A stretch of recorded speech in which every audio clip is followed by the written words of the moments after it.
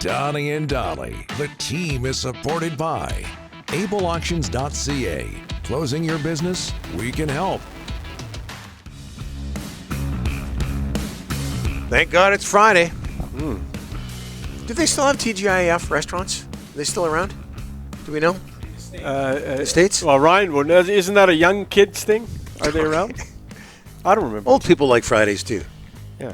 Do they have a seniors discount? It looks like yeah, still in the States. I don't think there's any Canadian ones. Shockingly, you didn't know that. Yeah. Given the time you spend down there Well, buying we cheese, brought this up. etc. We brought this up before. Didn't Derek say there used to be one here? Yeah, I'm in sure there Burnaby or did. something, right? Yeah. Right beside Sammy J. Peppers. Derek says Metrotown. There was one. Right beside Sammy J. Peppers. Anybody out there? There's still Sammy. There's Sammy. It J. wasn't right beside Sammy J. Peppers, but that was an old 90s. Is this Sammy J still around? No Sammy J's, but there's a restaurant that uses Sammy J's plates that I found. Really? Sammy J's is still around. Yeah, it's still around. There's one in Langley. There's one by There's one you. in South Surrey. Yeah. What are you talking about? Just not in Coquitlam, the one you're talking about. They use the plates? Thomas Drance standing by thinking, what the hell am I getting myself into? All of today's guests, including Thomas Drance, more on the Sammy J. Pepper plates later.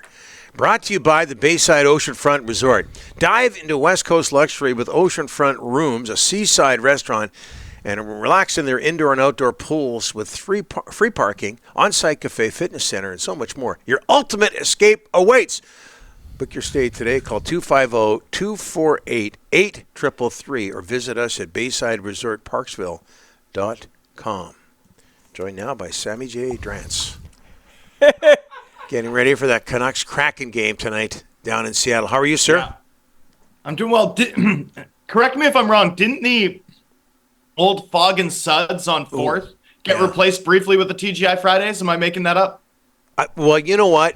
I don't know. I'm pretty sure Rick doesn't know. Nobody, but one of our great listeners or viewers will help us out there, Thomas. I swear there was one in Kits at some point. Fog and Suds. Anyway, gentlemen. Yes. Yeah, Fog and Suds. You remember. Should be fun tonight. Back-to-back 3 and 4 preseason games. It's a lot of preseason this week, eh? Well, But we're going to learn a lot more about this Canucks roster over the next 96 hours, no question. Okay, but 2 preseason games before tonight. What stood out so far? Look,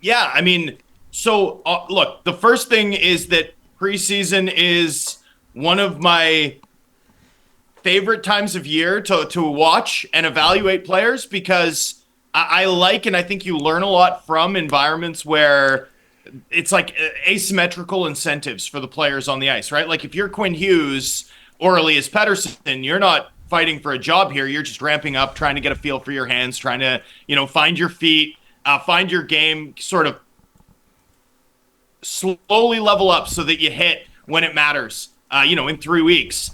As opposed to other guys for whom this is life and death, right? There's minutes at play, minutes at stake for guys in the middle six. There are jobs on the line for guys at the bottom end of the roster. And so you get this sort of environment where not everyone's necessarily as invested or competing as hard or at the same level of experience and talent.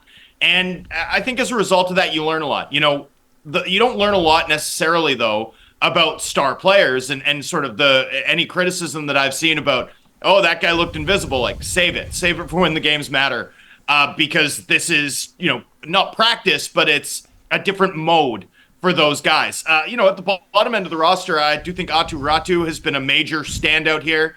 I think developing into a major storyline, that switchy face-off move, taking draws on his weak side, that's going to endear himself surely to Rick Tocchet and the Canucks coaching staff, who I'm sure have lost some sleep over the course of the summer, wondering how they'll replace Elias Lindholm at center. And then, there's a variety of other wingers for whom I'm definitely curious to see how this sort of unfolds here. Jonathan Lekkerimäki would be the headliner there too, but, Arshdeep Bains, Phil DiGiuseppe, there's a lot of guys in the mix for that 12th or 13th forward spot. And of course, I want to see Canucks goaltenders, whether it's Shelovs, whether it's Lankinen, who we'll see, at some point this weekend. You want to see them play well and sort of settle the nerves of this market from the perspective of what Vancouver is going to do in the crease.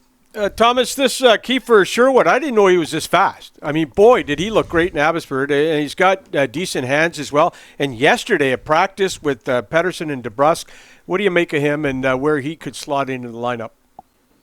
Yeah, I mean, the Canucks have opportunity in that top six, right? I mean, we know that there's going to be opportunity on the left side of Miller and Besser, and we know that there's going to be opportunity on the right side of Pettersson and DeBrusque.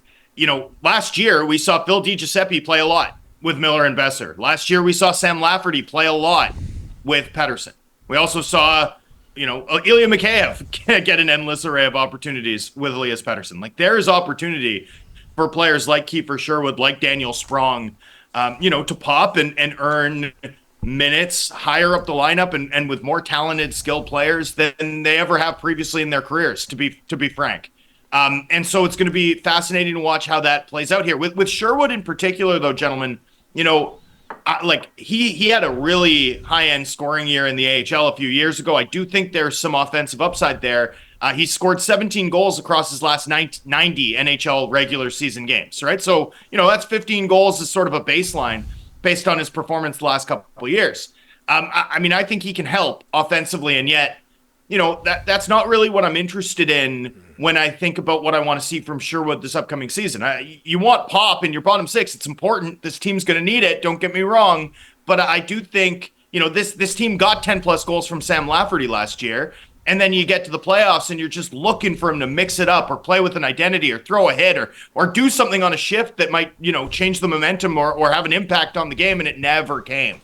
When I think about that role, when I think about what I want to see from Vancouver in the bottom six, and when I think about all the sort of guys that they had that, played on the wing, weren't great finishers, worked hard, skated fast, but didn't necessarily throw hits, were mostly just out there eating minutes and, playing sound defense, that I think that they didn't have enough character in terms of, and I don't mean character in terms of like guts. I mean, in terms of having a distinct element that each player can bring and to bring to the fore and impact the game on the ice. And I think Sherwood has, some meanness, some of that physicality that I think he can play to an identity with a little bit more consistency than what Vancouver got from some of their bottom six wingers last season. Obviously, Dakota Joshua accepted. That's what I want to see from Sherwood. We're not going to see that in the preseason. But I think once the regular season begins, that's where Sherwood's presence is going to be felt and where the team needs it to be. You know what, Thomas, we got to get your thoughts on Ian Clark. We're hearing, the relationship with the Canucks isn't great. And now, he might get permission to talk to teams. What's going on here with Ian Clark and the Canucks? Yeah, I mean, when we were reporting it out this summer, Rick, we were stunned by how different the timelines that we were hearing from different people were, right? Like there was this notion that the Canucks were caught off guard, and there was another notion that they had weeks, of notice, weeks of sort of ability to plan. And then, of course, he lost the director title, and we wrote it then, right? Like the moment you demote him from director, it makes him pretty easy to hire, outside of the organization. I have heard, obviously, the rumblings about things being contentious behind the scenes, but I don't sort of have any direct confirmation of that or specifically where it's derived from. I think the shape of this has been evident since the moment it dropped and since the moment that we first reported it, which was that, when you have competing timelines, that's always a bad sign in terms of where a relationship is at. And when there's a demotion involved that makes makes a coach or a front office apparatchik easier to poach, that tends not to be done without some thought, right? That tends to be intentional on the side of a team, especially a relatively well-organized group like this one. They're not making accidents. It's not a mistake that they removed the director title from Clark. So, not shocked to hear that there might be interest in, one of the most successful goalie coaches of the last 25 years around the league. Not surprised to hear that the Canucks wouldn't stand in his way. I think the way that this first went down, we're getting sort of updates on it now. And I think that all tracks with what we sort of were able to read between the lines back in August. And Thomas, quickly, we saw the spectacular goal the other night. What's a realistic production for Daniel Sprong? Well, it all comes down to the power play, gentlemen. I mean, everyone who played PP1 for the Canucks, Besser to Miller, right? Besser, Pettersson, Hughes Miller. 25 points for Brock Besser. That was the low end. 40 for JT Miller. I mean, if you can earn that spot as the 5th guy on power play 1, and I don't think he's going to get it off the bat. Like, I think they're going to give it to DeBrusk first. But if he can, needle his way in there with that big right-handed shot and that unique offensive toolkit, I mean, sky's the limit. Like, you could have 25 to 30 points just on the power play and then add 20 at 5-on-5. You're a 50-point guy. I mean, that's absolutely in play if he can, get his way onto power play 1, where, look, if we're being real, the Canucks power play has been at its best, in the post-Bo Horvat era with another righty, right? Like, they wanted Lindholm out there. They wanted Kuzmenko out there. They've tended to want a right-handed shot in that spot. That's one thing Jake DeBrusk doesn't have, right? He's a lefty. So I do think there's a window for Sprong to, bring that offensive game to Vancouver at 5-on-4. And if he can earn that opportunity, gentlemen, like, I don't think 50 points is out of the question, just given what a bonanza for point producers, a spot on the power play with Besser, Quinn Hughes, Elias Pettersson, and JT Miller would be for that 5th guy. Thanks for this, Thomas. And as a result of your visit today, a $50 gift certificate to Fog and Suds. No, let's go. Mini sliders. Yeah, well, and there was also one. And right here on 4th, Canby. I think you mentioned that, but there's also one on Lougheed Highway, North Burnaby, if I'm not mistaken. The building is. I feel like that one's like still there. It is. I don't know if it's still. I don't think there's anybody in it. As a matter of fact, I don't know. Oh, okay. Some really old beer in there. Yeah. Great name though, Fog and Suds. I like it. Yeah, it worked. Hey, Thomas, thanks for this. We'll talk to you next Friday. Cheers, gentlemen. Have a great weekend.